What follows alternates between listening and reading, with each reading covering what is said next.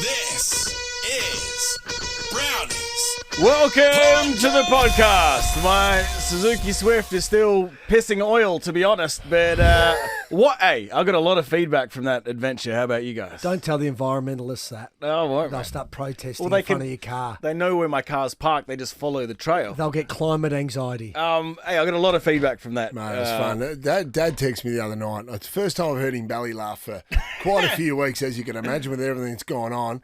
He was absolutely loving a typical country boy. It just comes naturally. You come out of the mother's womb knowing how to do a hill start. It's on the clutch coming out of your mother's womb. If you haven't heard the episode, it's called, what's that stupid saying you had? Slow is smooth and smooth is fast. And one of my proudest moments was the heading, the caption of that week was that saying. Proud. Dad thought it was the vision of Brody trying to drive and then eventually bailing it, and Dino's had to save him. Thought it was one of the funniest bits of vision he's ever seen. Because every time you'd stall it, the Swift would get closer to the van Yes, behind it you, would. leaving us no room. So I was out on Saturday, right, and a guy came up to me, we're having a chat, and somehow the conversation turned to, he goes, "Oh, Browny, yeah, I'm hung like a horse," right?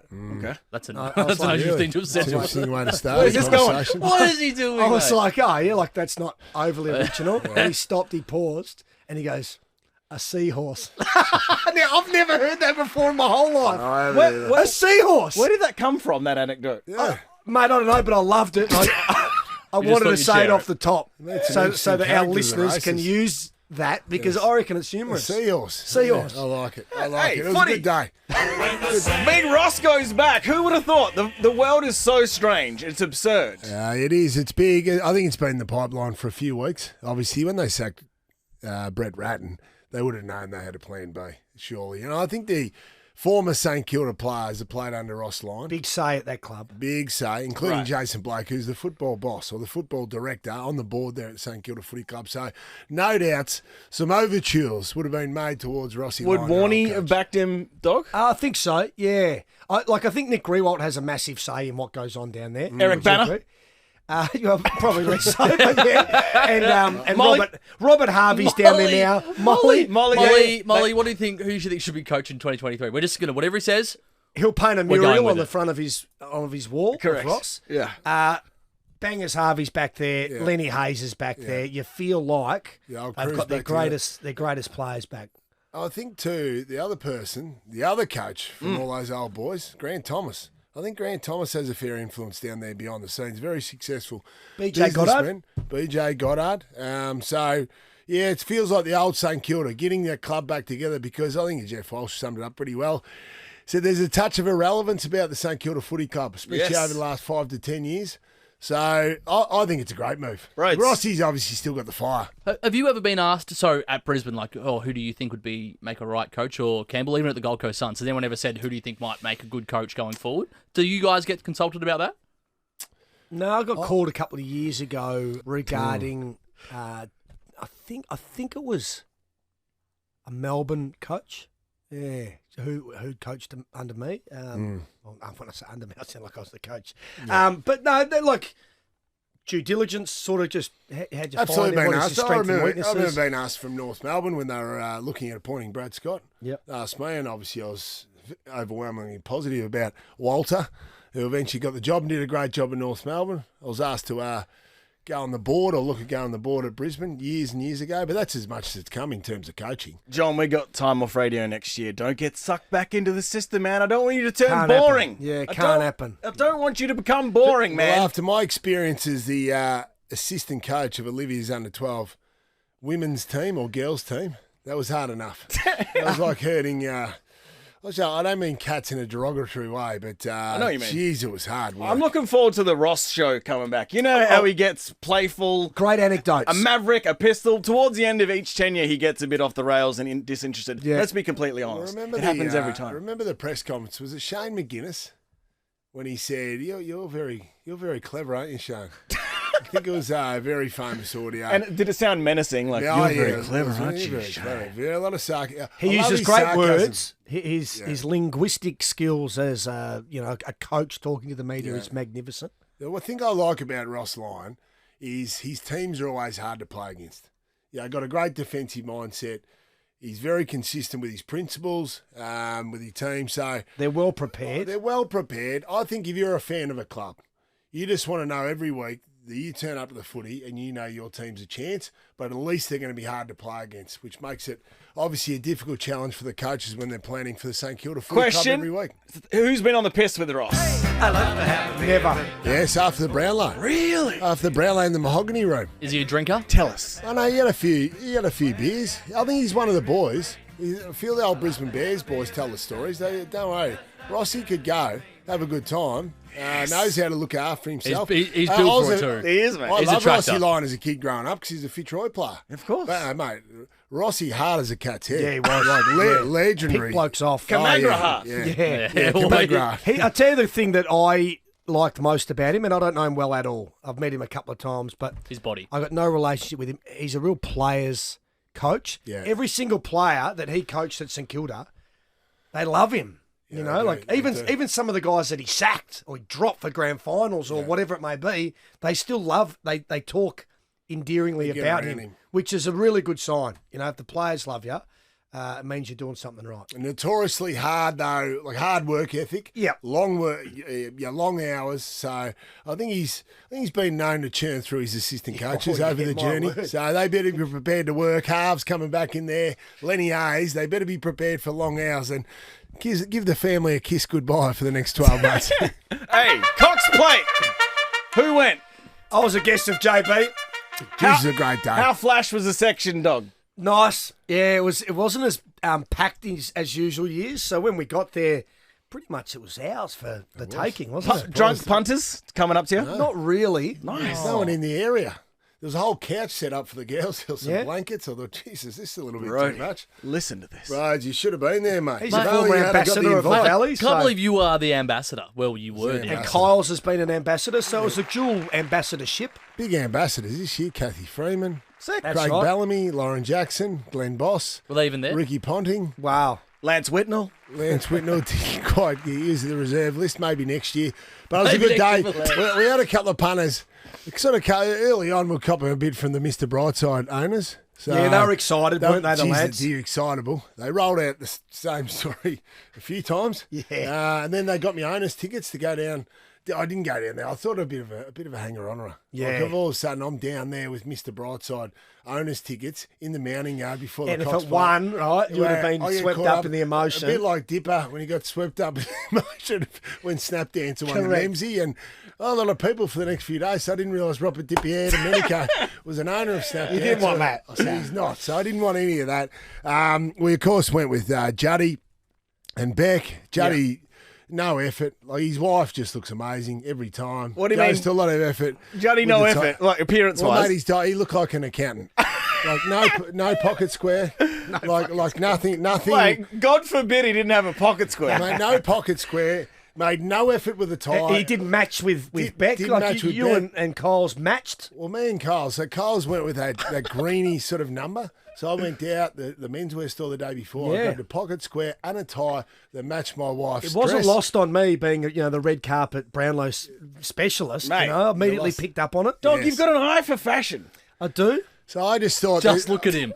Just look at him. An eye for fashion. yeah, you do. You've got a good eye for fashion. So But I Juddy, just feel. no effort. I've got to say on this for a bit. He's just put on whatever and rocked up. I just feel now he's just given up. Like he knows he's just a handbag. Just gets dragged around now. But it doesn't mean you don't have to make any effort with your ensemble. I just thought of the least he could have done was have a tie with some sort of something memorable about it. Not as if he's going to the office at 9 a.m. on a Monday morning and just put his little accountant's hat on and just do numbers all day. And we stuck on the Cox Plate pin as well. Yes. It's just the small attention to Juddy detail didn't sort even of do stuff. Nah. Surely that's the only shit thing Juddy did that day. No, it's not the only shit What? thing he did. So he was overwhelmingly negative about his horse, My Oberon, which was in the sixth race. And we went down and we enjoyed the pork crackling and the steak, which was beautiful down in the dining room. And Juddy was emphatic at the table in the lead up to the race. Do not back my horse.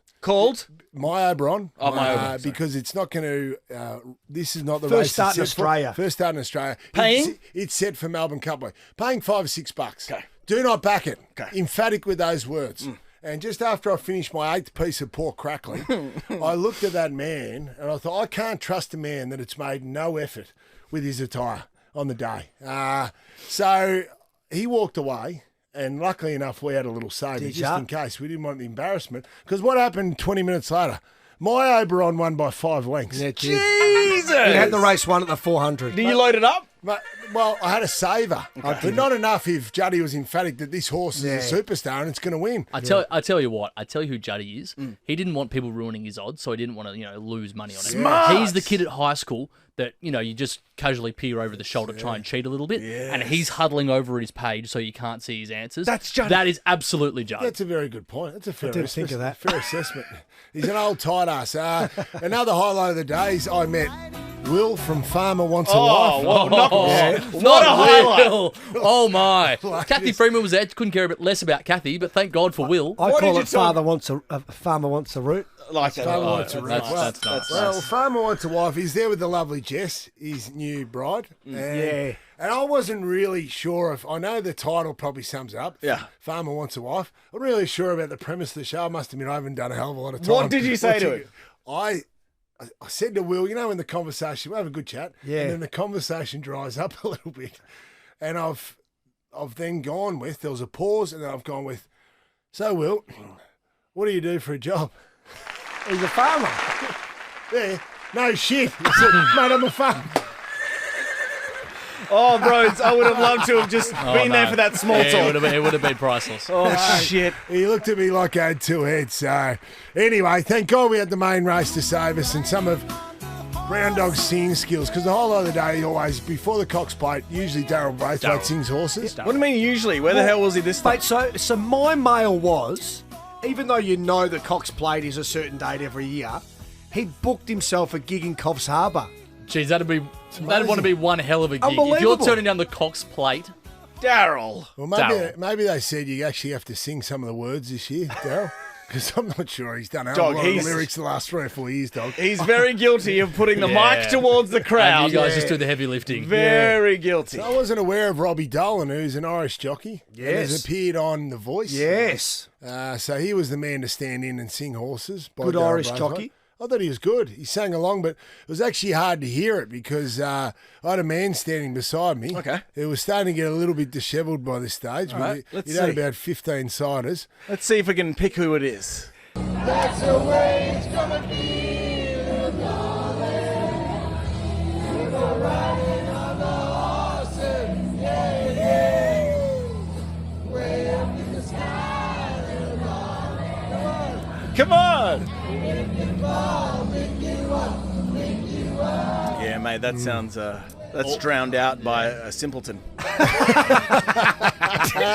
I was up and about. That's when I decided I was going to Apologies for the change screech. gears, so to speak. Apologies for the screech of Kylie Brown in the initial part of the song. I But just dropped the clutch into third by then. Jeez, you were pretty happy with that rendition, weren't you? You were really belting it.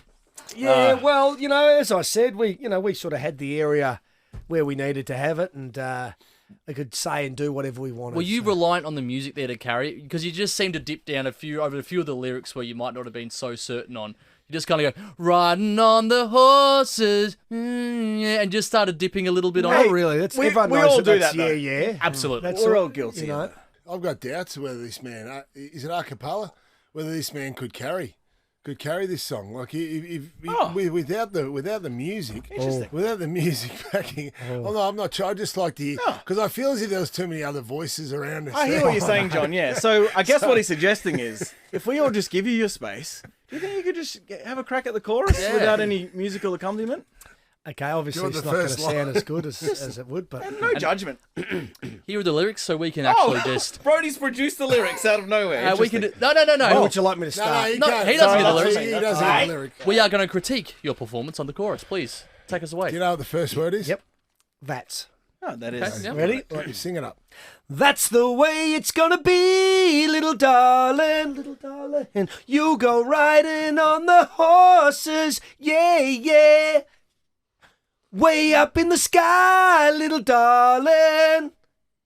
And if you fall, I'll pick you up. I'll pick you up. No shit. I'm impressed. That was impressive. That was Dog, impressive. hey, As Sam would say, I'm erect. No, that's pretty You impressive. happy with that?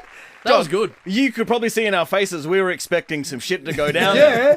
That was pretty good, man. Yeah. But also, like, quite well managing the notes and whatnot. Correct, It was Timing actually was a pretty good important. Why do you performance. sound surprised, mate? I've sung that song for decades. Good point. And before we move on from the Cox Plate, Dog, can you just run us through the aftermath of the Cox Plate? Just how was Sunday for you? Sunday was a rough day. Obviously, after the Cox Plate, I left you guys briefly, and I went in and did some schmoozing in the lounge. Yeah. I then came and met you at a cocktail bar Yeah. till about 11ish. Yeah. You guys went home. No, I responsible sort of adults. decided that I'm going to head into sort of Chapel Street area. Oh, no. You weren't done. Just a little left in the tank. And but who I'd are you like with to- at this stage? There's a big crowd. I was by myself, but I was very, I was very confident. Oh, You're, no. wait, you're in the wild, shit face, Oh, no. just blowing in the breeze. Yeah, but I was very confident that once I made my way to the establishment of choice, which I hadn't decided yet, I would naturally bump into some Sure. friends. Yes. So I got to the Osborne. I went up to Vinny Disco, and said, "Who's at the door?" I said, "Mate." Hold up. Who on God's green earth is Vinny Disco? He's my boy. Okay. I said to him, Does he sell disco biscuits? What? No, no. But I Okay. said, he goes, "Mate, who you with?" And I said, "Oh, I'm just by myself, but Vinny Disco. But can I get a booth?" He said, A solo booth. he said, sure. I said, I'm expecting some friends coming later, which I was. At So- this stage, you didn't know who I they just were. didn't know who. So once he organised my booth, and they demanded that payment would be in cash, right? Didn't trust you. So Well, I you then- loaded up, though, 'cause you'd back Bell and We don't- Patina in the last. I sat in my booth and I started texting a few people saying, "Hey, you guys still out?" Anyway, everyone either replied, "No, I'm in bed," or they didn't get back to me until the next day. So I had 2 bottles of vodka sitting there. It's a sad story, Dino. Oh, no. 2 bottles of Grey Goose uncracked. Well, they cracked it and served me one. I thought, it's going to be a long night getting through this. What do you do? So usually I'm quite protective of the vodka if I've paid money to buy them. But because I was sitting there, sort of not going to By say yourself. not going to say one out because I had the girl that was serving me. Yeah. I think she felt a bit sorry for me. I'm sure she did. Certainly. Anyone that sort of came up and just wanted a drink, I was very liberal with my vodka on Saturday night. Okay. And So before you you know it, Yeah. my booth was absolutely packed. Packed. I just had no fucking idea who anyone Got was. around him. Someone ordered a 3rd bottle. Wasn't me, but It went on your bill, though. I had to go on the bill because I had my credit card. And people just sort of swanned their way Yeah. through my booth Okay. until the girl came up and said, "Hey, someone's just ordered a 4th bottle." And I said, "We've got to shut this shit right down." Right? I How think much they're fun would taking it have been advantage. if you walked into a pub Yeah. or a club and there was a booth there with Brown Dog just holding court. A needy man with And loose then vodka. Just coming in, just come in and talk. Dude, I to me. think they were taking advantage of me late. Anyway, I left the Osborne and I went to the Emerson. What time? Roughly. 2:30. Jesus. And you know what I Get a did? booth, yeah. I tried to get another booth. I was up and about. I didn't give a stuff. Everything was irrelevant by then. Anyway, I got home about 4. Mate, well done. How'd Sunday morning go? Oh, it was rough. Yeah, it was rough. Kids. Now, hey, for 10 days, Brody's with just such excitement in his eyes has been coming up to Jonathan and I going, I have the best audio you've ever heard. Yeah, so you guys, I won't say too much and I'll let the audio speak for itself, but remember we had a client meeting recently, we spoke about it on the podcast, and we were meeting a bunch of clients and people that kind of look after this podcast and sell it and whatnot, and our boss that we've met maybe once or twice, his name's Dell, and he's a Sydney guy. Love Dell. So yeah, we met him once or twice, and he said, I've got something for you, and he just sent me a text message, and this is what he sent. Campbell, hello mate, Campbell Brown. Good to see you on last Thursday for that lunch, mate. I know that you and JB kicked on. I had a message from Kyle, his wife, at about 10 o'clock. Couldn't find him. Thought that I kidnapped him. Mate, give us a buzz. I'm ringing regarding that the stuff you put in your hair. I'm keen for some regrowth. Give us a buzz. Oh, no! No! That voicemail was incompetence. Mate, I have no idea that's how it would end. Yeah, so anyway, mate, about the hair stuff. The hair. You got it. We have to play that again. That is unbelievable. Please play that How again. about the small talk leading up to the To a man that he's met maybe once. So, you know that stuff that you mentioned about growing back your hair? Yeah, can you sort me out with some? Oh, Here we go. Minoxidil. Oh, here we go. I refuse to go bald lightly. Let's Campbell, rock. how are you, mate? Campbell Brown. Good to see you on had to introduce himself. on last Thursday for that lunch, mate. I know that you and JB kicked on. I had a message from Kyle, his wife, at about 10 o'clock. Couldn't find him. Thought that I kidnapped him. Mate, give us a buzz. I'm ringing him regarding that stuff you put in your hair. I'm keen for some regrowth. Give us a buzz. Thanks, mate. It's a real betrayal of trust there, Frizzell. I'm keen for some regrowth. So, The stuff you put in your hair. so minoxidil's extra strength, right? It's called hair growth treatment for men and women, and I bought two 60ml bottles. Now they suggest you get 10ml in a little syringe type thing, and you put it on the bald patch, and then you gently massage your scalp, right? Yep. So I went down and I ordered it at the pharmacy, and I bought the bottle, poured the thing on my head. No, I won't, didn't I? I don't think it's grown back yet. So I'm just, Mate, we've got good vision of you trying it on. I'm follically Putting it on, challenged. yeah. I Any doodle stuff? Negative doodle stuff? I have, well, mate, He's got a Brazilian, yeah. I'm hung like a horse. I wouldn't have What thought sort of so. horse? A seahorse. Anyway, guys, I wasn't aware that how was long's going to it- come up in this podcast. I was trying to keep it. Roads, that's big. How long does it take to work? That's big. Well, Do you think? Like, surely there's some shows I'm some a week results. in. Have I? Is there anything there? I No. can't see. No, but it's probably too early. You We'll think a monitor week's you. too early. Mate, Monitor me. He's got a full head of hair, and he said his brother's completely bald, and he's been using this stuff forever. We need a time lapse camera. All right. But you maybe, got to. maybe we take a photo every episode. right. We just track it. He reckons you've got to be like, you can't be missing days. You know what I mean? So once you start, you got to keep doing it. So when I got home on Sunday morning about 5 o'clock, I was looking around for me minoxidil before I went to sleep. Ads back in a second. Welcome back to Brownie's podcast. Movember's coming up, and look, to raise money, we could all try and grow a moustache. That'd be fine, but we thought, what's the finest moustache any of us could ever imagine? And then if you close your eyes and imagine Brian Taylor, Bristle. Yeah. What a man. thick.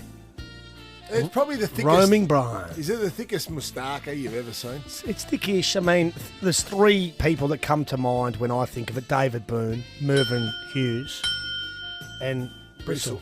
Well, Bristles is probably cut a bit tighter. Like Merv's obviously the big handlebar moustache. I think Booney's tightened his up over the years. But I think if you're talking about follicle per square inch, Yeah, we are. Bristle. Yeah. That's the legend that we absolutely need to go by.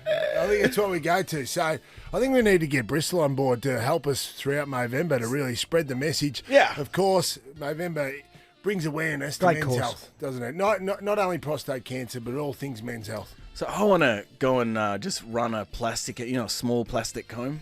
I just want to run it through Bristle's moustache. For how long? Whilst up to 20 seconds.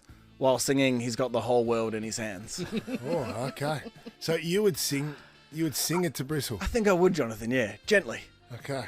It's my dream, and Is it's it? to raise money. I think we can make that dream a reality. I think we can. I think it's worth reaching out to B2. Well, you've done the full Monty with him. I have. I've worked with him before on radio. Well, He's a great man. We've talked about this already, and I think it's time to go with full disclosure. We spoke to Bristle before this podcast on speakerphone, and he invited us to Lawn. We're getting in the Hilux. Oh, yeah? I'm not going. What It's too far up the what do you- highway. It's 3 hours. No, we'll go and have lunch with Bristle. Go and see him. Yeah, you guys can. You FaceTime me. Why are you not coming to Bristle's Too house? far. It's Bristle, man. It's Bristle. Yeah, You've gotta I see come to Bristol all Bristle's the time. house. You live an hour out of town, mate. It's not too far for you. He did say when I posed it to him, I said, Bristol, we got this got this thought, a proposal. Yeah. And his first words were, "That's a bit weird." Yeah, he did. But he's on board though. Eventually came around on it. He certainly acknowledged that it's going to be a strange thing to happen. But we're going to raise some money, man. We are. Yeah. We're going to Bristol's house, Brody. We're going to Bristol's. Shit. Can we get the limo, the Ferrari limo, or the Hilux? Well, we could maybe do that. That would be a trick. Wouldn't Are you it? in The Ferrari now? Limo. I think Bristol's in the back blocks. I'm not sure how the limo would go with some of the terrain. So Bristol's like a bear. Gotcha. So you see him in the footy season. Yeah. And then in the summertime, he goes and hibernates. In a mountain. In a mountain. Yeah. He's in a lair. Naked.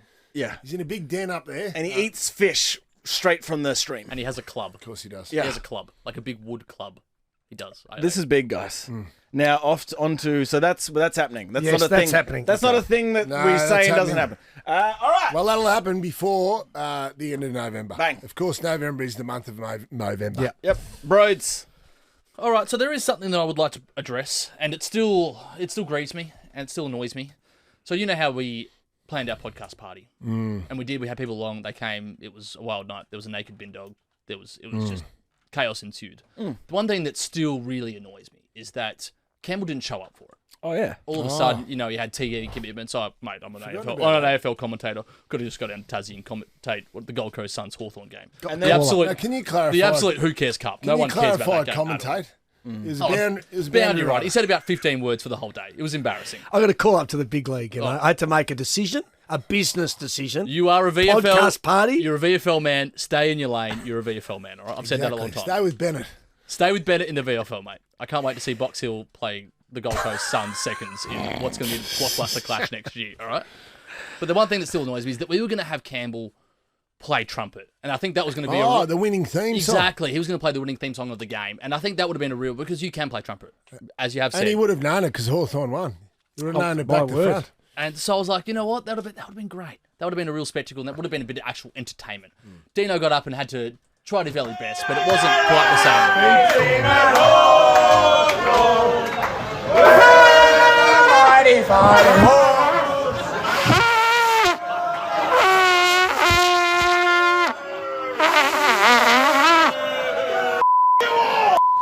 Lou Armstrong turned in his grave when he heard that. I tried, man. Like You do try it, but I still want Campbell to make it up to us. I think he still owes us. Sure. So I've gone and done something, and Dino, there's a letter here, and I would just like you to read the letter out, okay? Please lovely. lead the letter. Lovely.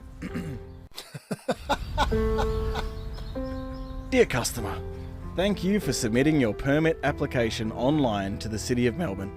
The details of your application are listed below. City of Melbourne reference blah blah blah. Permit type, new busking permit. Applicant, brown dog. What? The address of where we are right now. General area, yes. Pavement art, absolutely. Free permit, yes. Selling, they can buy my book, The Rise of the Suns, if they want. Performance details, tell us about your performance. Describe what you do and list all items used. Hi, my name is Brown Dog. I play trumpet and would love to try busking. I grew up playing in the school band and can perform multiple songs upon request. I'll use the money raised to help pay for my Christmas party. WBT, baby. Oh, my love, Brown Dog. Do you use dangerous goods? I'm f***ing dangerous. Just ask Matthew Lloyd. Did you?